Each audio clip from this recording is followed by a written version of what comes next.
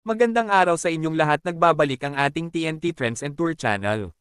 Nag-guest si Liza Soberano sa bagong cooking show ni Eric Nam na Stop and Snack. Sinubok ng Filipino actress na si Liza Soberano ang kanyang husay sa pagluluto nang sumali siya bilang isang celebrity chef sa digital cooking series ng Korean-American na si Eric Nam na Stop and Snack.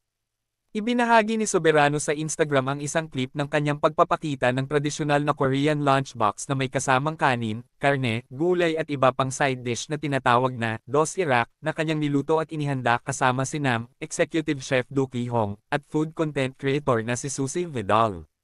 Hindi ako makapaniwala na naging sous chef ako Eric Nam sa isang araw. Panoorin kaming pumalit sa isang food truck at pakainin ang isang buong high school football team. Isinulat ng aktres sa kanyang caption. Nagsisilbi si Nam bilang pangunahing host ng Stop and Snack kung saan hinihiling niya sa mga high school na Amerikano na subukan ang sikat na Korean food sa unang pagkakataon.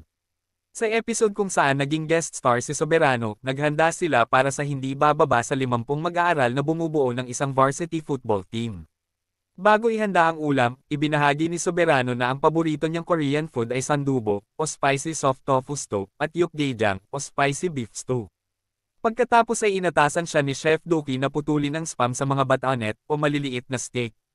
Please don't forget to subscribe TNT Trends and Tour channel, click the notification bell to notify you in our next video.